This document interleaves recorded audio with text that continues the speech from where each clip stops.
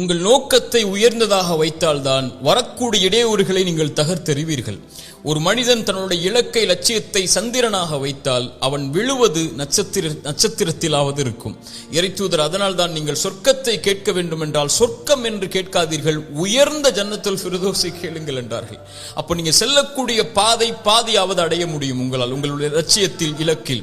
மதீனாவில் வறுமையில் அகலுடைய போரில் வயிற்றில் கற்களை கட்டிக்கொண்டு அந்த நேரத்தில் கூட மதீனாவில் உட்கார்ந்து கொண்டு தன்னுடைய தோழர்களுக்கு இறைத்தூதர் ரோம் வெற்றி கொள்ளப்படும், பாரிஸ் வெற்றி கொள்ளப்படும், மதாயினுடைய கோட்டைகள் வெற்றி கொள்ளப்படும் என்று சொன்னார்களா இல்லையா? ஏன்? இலக்கை தூரமாக வைத்தார்கள். அதை கேட்டவுடன் சஹாபாக்கள் ஒன்றும் நபித்தோழர்கள் ஒன்றும் உட்கார்ந்து கொண்டு மதீனாவிலே உட்கார்ந்து கொண்டு ரோம் பாரசீகம் கையில் ஒப்படைக்கப்படும் என்று இருந்தார்களா? அதற்கான முயற்சி செய்தார்கள், போராடினார்கள், அதை நோக்கி தன்னுடைய பாதையை நகர்த்தினார்கள். இறைமறை அதைத்தான் சொல்லுகிறது, வல்லதீன ஜாஹது ஃபீனா, எம்முடைய பாதையில் யார் முயற்சி செய்வார்களோ போராடுவார்களோ ஒன்றை அடைவதற்கு நான் அவர்களுக்கு வழிகளை திறந்து வைப்பேன் என்று இறைவன் சொல்லுகிறான்.